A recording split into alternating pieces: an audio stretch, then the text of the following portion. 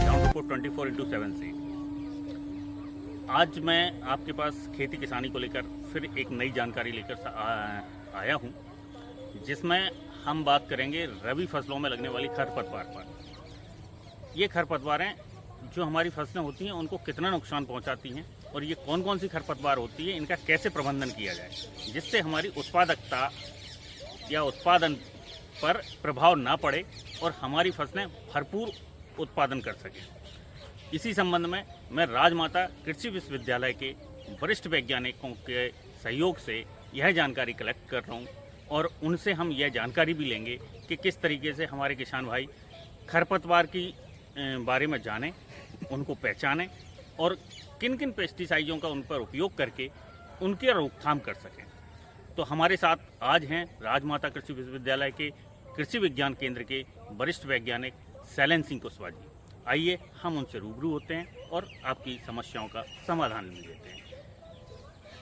नमस्कार कुशवाहा जी, नमस्कार। आपका स्वागत है हमारे YouTube चैनल पर। कृपया करके हमारे किसान भाइयों को बताइए कि रबी फसल में कौन कौन से खरपतवार जो हमें नुकसान पहुंचाते हैं हमारी फसलों को और उनका कैसे हम प्रबंधन करें। देखिए, जो खरपतवार होते हैं, ये खरपतवार के पौधे अवांछनीय पौधे हैं जो हम नहीं चाहते कि हमारी फसल के साथ में ये पौधे रहें, क्योंकि ये हमारी फसल को जो हम पोषक तत्व देते हैं, खाद उर्वरक देते हैं और जो सिंचाई करते हैं, उन सब का उपयोग करते हैं। जो हमारे आदान फसल को मिलना चाहिए, उन आदानों का उपयोग फसल खरपतवार कर ले जाते हैं।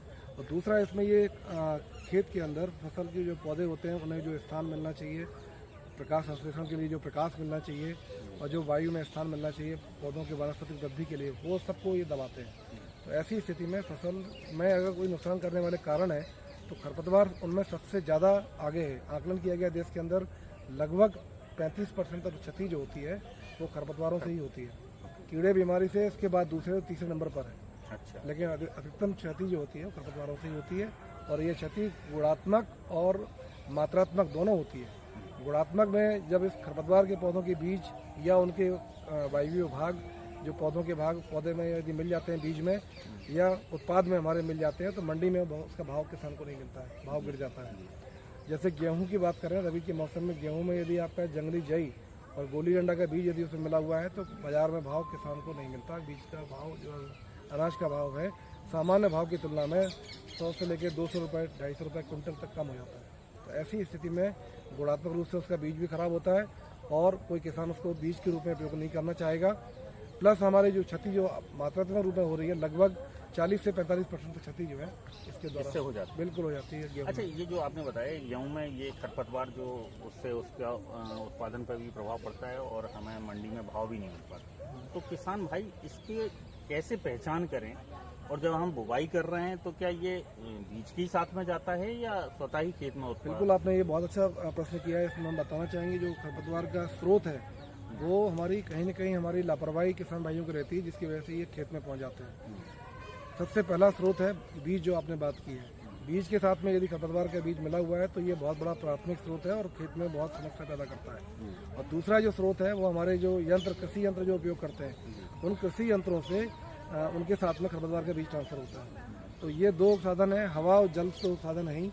तो ये इसके दूसरा सड़ी हुई खाद जब हम लोग उपयोग करते हैं खेत में, कंपोस्ट या भारी खाद डालते हैं, उसमें भी यदि आपने कचरा के बीज का प्रबंधन ढंग से नहीं किया तो वो खाद में बीज मिला यदि है, बीज मिला हुआ है तो वो खेत में समस्या पैदा करता है। यही माध्यम है जिसके माध्यम से खेत में खरपतवार पहुँचते हैं। तो ध्यान ये देने की जरूरत है कि हमारे जो सुरक्षात्मक उपाय हैं हम अपने खेत में इम्प्लीमेंट्स, सिंचाई की नालियों को साफ करके उपयोग करें और बीज का हम प्रमाणित बीज या आधार बीज जो जिसमें कि ये प्रमाणित किया जाता है कि इसमें खरपतवार के बीज नहीं मिले हुए हैं, उसी का हम उपयोग करें तो हमारे खेत में खरपतवारों का प्रकोप कम होता जाएगा। धीरे धीरे हम लोग इससे जीतने में सफल होंगे।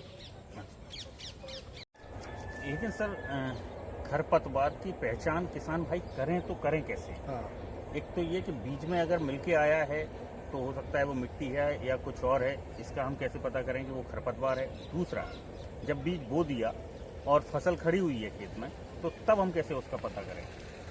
ये बहुत ही महत्वपूर्ण एक कदम होना चाहिए खरपतवार प्रबंधन के ऊपर कि हम अपने खरपतवारों को पहचान लें और जितनी जल्दी आप पहचान लेंगे उतना जल्दी आपको उसमें सफलता मिलेगी। गेहूं की यदि बात करते हैं तो गेहूं के बीज में जंगली जई का बीज मिला रहता है। वो बीज जो जई का बीज लंबा और छिलके युक्त होता है, किसान लोग पहचान लेते हैं।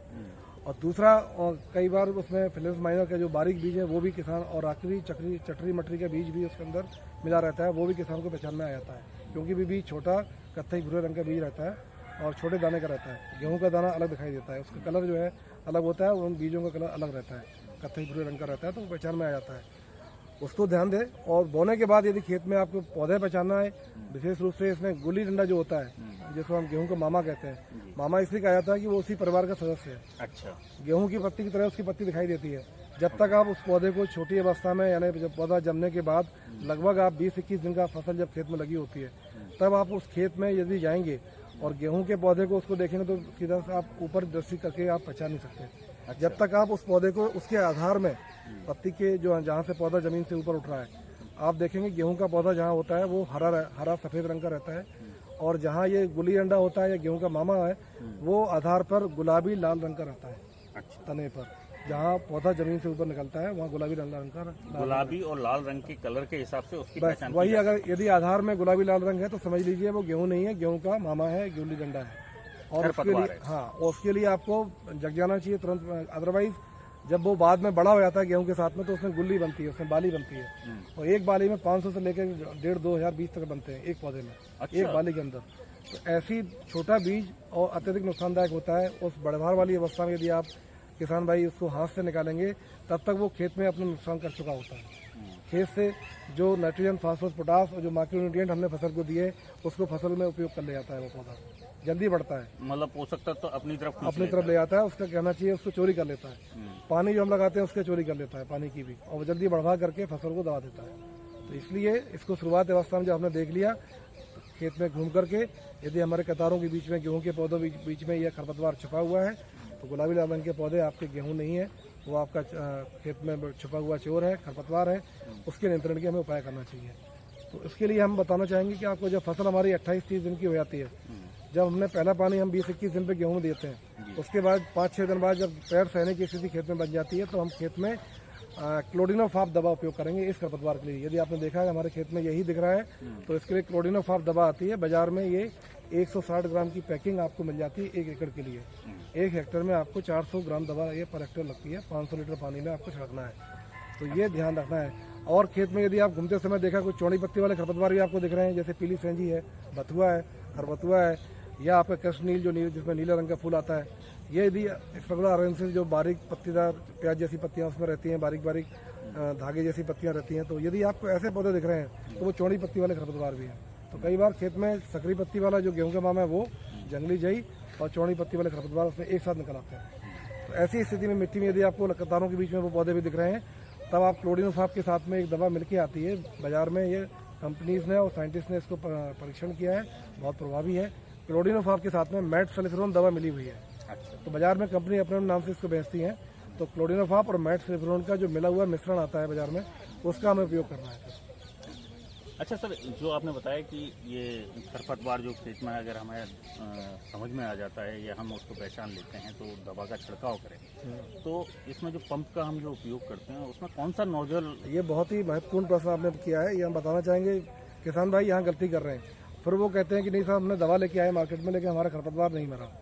तो ये नोजल बदलना बहुत आवश्यक है। किसान लोग जो दवा कीड़े बीमारी के लिए जो नोजल उपयोग करते हैं नैपसेक स्प्रे पंप में, उसी नोजल से वो ये दवा भी डाल देते हैं, शाकनाशी दवा। शाकनाशी दवा के लिए अलग से नोजल बनाए गए हैं, जिनको हम फ्लैट फैन नोजल या फ्लैट जेट नोजल बोलते हैं। बाजार में ये कट नोजल नाम से सामान्य भाषा में दुकानदार से यदि मांगेगा किसान, तो कृषक भाइयों को वो दे देंगे। अच्छा, ये कट नोजल, ये प्लास्टिक और फाइबर के बने भी आजकल आते हैं, सस्ते मिल जाते हैं, 40-50 रुपए में एक नोजल मिल जाता है। और यदि आप ब्रास का लेंगे तब वो महंगा है, तो यह जरूरत नहीं है कि आप ब्रास ही लें, आप प्लास्टिक या फाइबर के जो नोजल आ रहे हैं उनका उपयोग करें। सस्ता नोजल लेके बिल्कुल उसको 1-2 साल तक आराम से उपयोग कर सकते हैं, फिर उसको बदल दें। हाँ, तो वो नोजल से जो धार निकलती है, जो उसमें फुहार निकलती है, पानी की जो पार्टिकल साइज निकलते हैं, वो हमारे खरपतवार के पौधों की पत्तियों में जाके प्रवेश कर जाते हैं स्टोमेटा के थ्रू, और उस पौधे को जड़ तक खत्म कर देते हैं। तो इसलिए फ्लैट फैन नोजल या फ्लैट जेट नोजल, इनका जरूर उपयोग करें। धन्यवाद सैलिम जी, आपने हमें बहुत अच्छी जानकारी दी कि हमारे किसान भाई किस तरीके से खरपतवार की पहचान कर सकते हैं और किस तरीके से उसका नियंत्रण कर सकते हैं। इसके लिए आपका बहुत बहुत धन्यवाद। बहुत बहुत धन्यवाद। नमस्कार। नमस्कार।